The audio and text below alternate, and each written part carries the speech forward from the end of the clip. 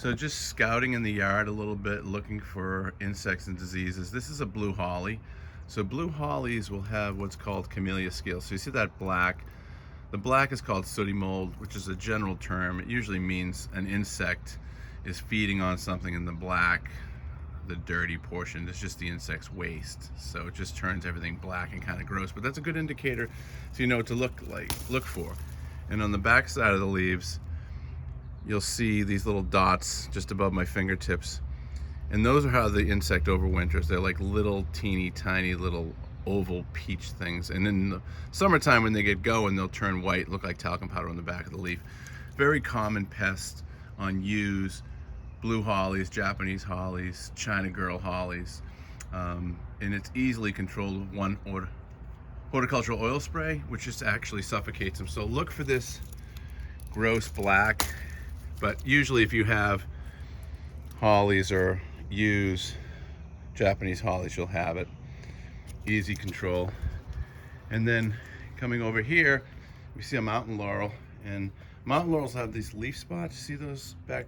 Those are fungal leaf spots, and you'll be hard pressed to find a mountain laurel that you don't see that on. And this is a little more of a difficult control because it's 3 fungicides. We're not going to cure the existing leaves that are damaged. What we're going to do is go after the new growth, and as the new growth emerges, we treat it with a fungicide every 7 days. So when the leaf just starts to emerge about the size of your fingernail, and then about halfway out, and then when it's fully hardened off, the idea of the fungicides, 3 treatments, just keeps the epidermis of the leaf from being able to be penetrated by that fungal leaf spot.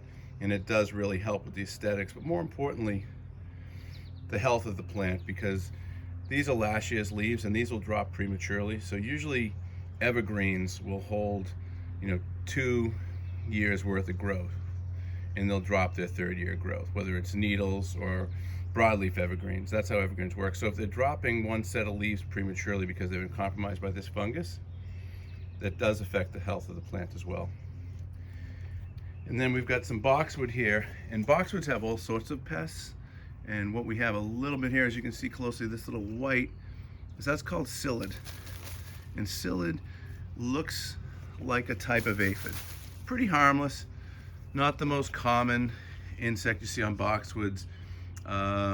It is common, but it's not the most detrimental. They get a leaf miner, which really does a number on it, where a fly will lay an egg inside the leaf and becomes a worm, and the worm hollows out the leaf.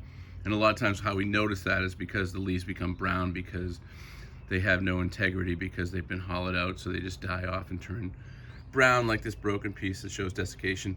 They'll also get spider mites, and there's a few diseases that are more problematic, but the number one thing we need to control is the leaf miner, which can be controlled with a systemic treatment.